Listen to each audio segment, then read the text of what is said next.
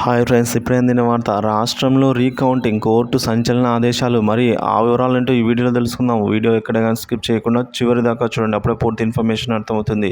దయచేసి వీడియోకి ఒక లైక్ చేయండి. ఇక ఆలస్యం చేయకుండా వివరాల్లోకి అయితే వెళ్ళిపోదాం ఫ్రెండ్స్. ఏపీలో వైసీపీ పరాజయం తర్వాత పార్టీ నేతల్లో అంతర్మథనం మొదలైంది. లెక్కకు మించి మిక్కిలి సంక్షేమ పథకాలు అందించగలిగాము, గతంలో ఎవరూ చేయలేని పథకాలు తీసుకొచ్చాము, భవిష్యత్తులో ఇంకెవరూ ఈ స్థాయిలో డీబీటీ ఇవ్వలేనట్టుగా చేశాము, మన ప్రభుత్వం వల్ల లాభపడని కుటుంబమే లేదంటూ.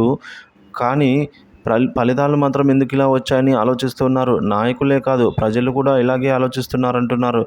ఎన్నికల ప్రక్రియలోనే లోపం జరిగిందని, ఈవీఎంల ట్యాంపరింగ్ జరిగి ఉంటుందని అనుమానిస్తున్నారు. ట్యాంపరింగ్ నిజమైతే 11 అసెంబ్లీలు, 4 ఎంపీ సీట్లు కూడా వైసీపీకి ఎందుకు వదిలిపెడతారనేది కొంతమంది నెటిజన్ల ప్రశ్న.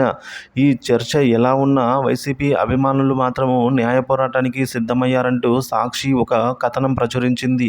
వైసీపీ శ్రేణుల్లో ఈవీఎంల మీద అనుమానాలున్నాయని, అందుకే ఈ ఎన్నికలను రద్దు చేసి మళ్ళీ నిర్వహించాలి అని డిమాండ్ చేస్తూ సానే అమర్నాథ్ అనే వ్యక్తి change.org అనే వెబ్సైట్ ద్వారా పిటిషన్ వేశారని సాక్షి కథనం ప్రచురించింది.